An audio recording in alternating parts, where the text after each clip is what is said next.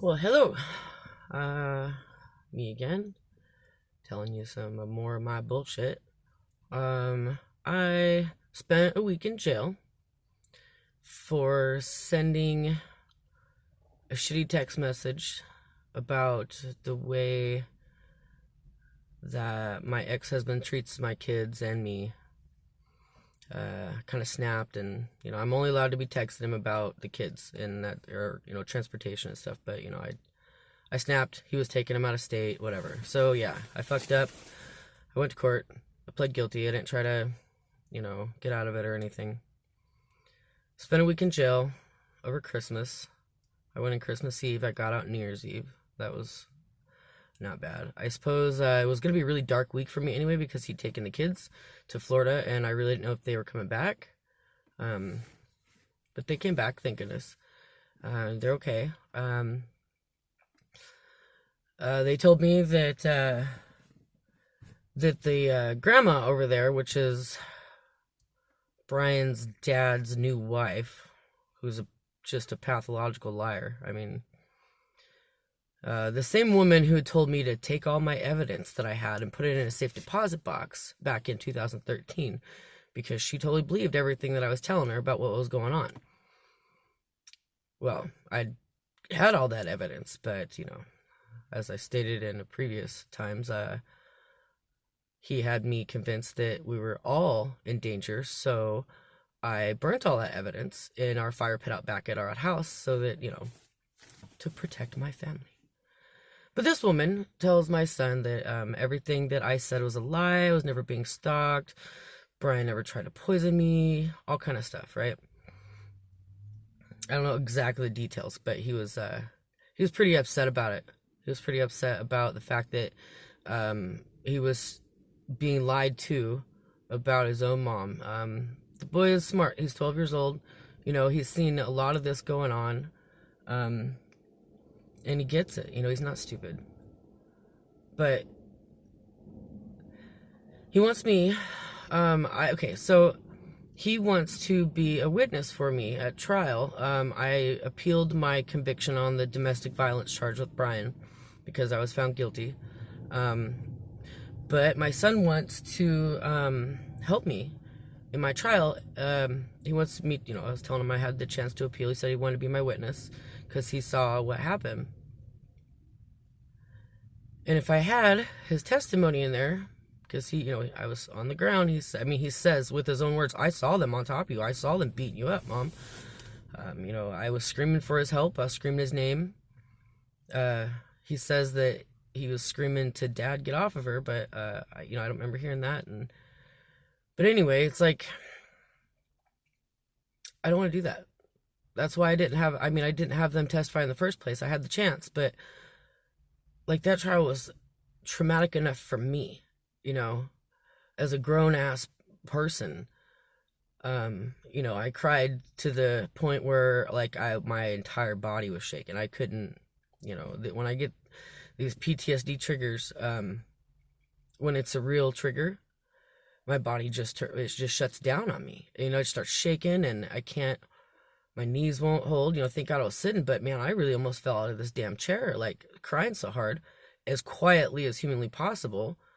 And what does it do? What does the judge do? She dismisses the jury and it yells at me for crying too hard because I'm swaying the jury. Okay, so. But I can't do that to my kids, either one of them. I'm all about taking a stand, and I'm all about teaching them to take a stand. Like, none of this is good. None of this. And every single move I make is just, like, get me in more trouble. So, and it's showing them, hey, when you do this, you get in trouble. But it's also showing them, no, I don't have to take this shit from your dad. I don't have to take this stuff from these people, and neither do you. They're petrified to talk to him. And he sent me a message the other night, my son, telling about how this new girlfriend is coming down, yelling at my kids. And, he's trying to stand up for his little sister. And then, she's telling him to shut up. Dad's telling him to respect his elders, and he's texting me about how, he's just so hurt. He's got a lump in his throat. He doesn't want to cry in front of people. And if you were here, Mom, if you could get us out of here, that'd be great. Well, it was snowy that day. I didn't come over and get him. I was going to come over the next day, but he took him, somewhere else. So, and there's nothing other than me trying to get a place of my own, which I've been trying for a while. There's nothing I can do right now about it. Emotional abuse isn't a crime. Sabotaging somebody's life and driving them insane isn't a crime. And it's only a crime if you get caught, right? The people I live with have already been robbed twice since I've been there, and the cat's been disappeared. A new cat showed up, but fucking weird, right? Which is probably why they want me out of there.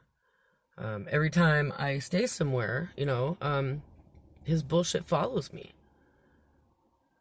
And it's engineered to such a way where it's like, oh, you're crazy. This is totally you. Oh, this bad shit follows you. Don't you think you're maybe the common denominator? Yeah, well, I am. But I'm not nearly as crazy as people like to say. I'm a little crazy. I mean, crazy's okay. Dr. Phil said crazy's okay. But I have enough wits about me and sensibilities about me to know what's going down when I see it, okay? And what I see and what has gone down for the past, 7 years now is I have a huge fucking target right on my back. And Brian put it there.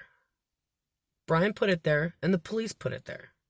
Why? Because the Moors will do anything to protect the gun rights of a man, especially a law enforcement officer. So Brian's gun rights are more important than his family, his children, his extended family, his ex-wife, his wife at the time.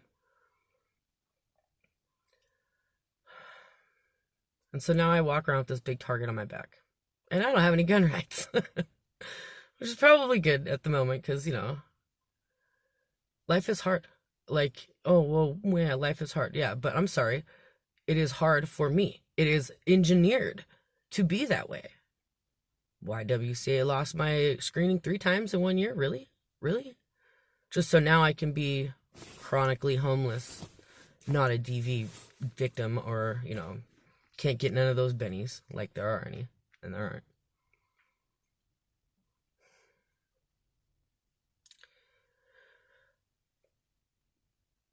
But the powers that be are making it impossible to get anything done. And I made some dumb choices, don't get me wrong. I sent that fucking text message. I went over there that night, to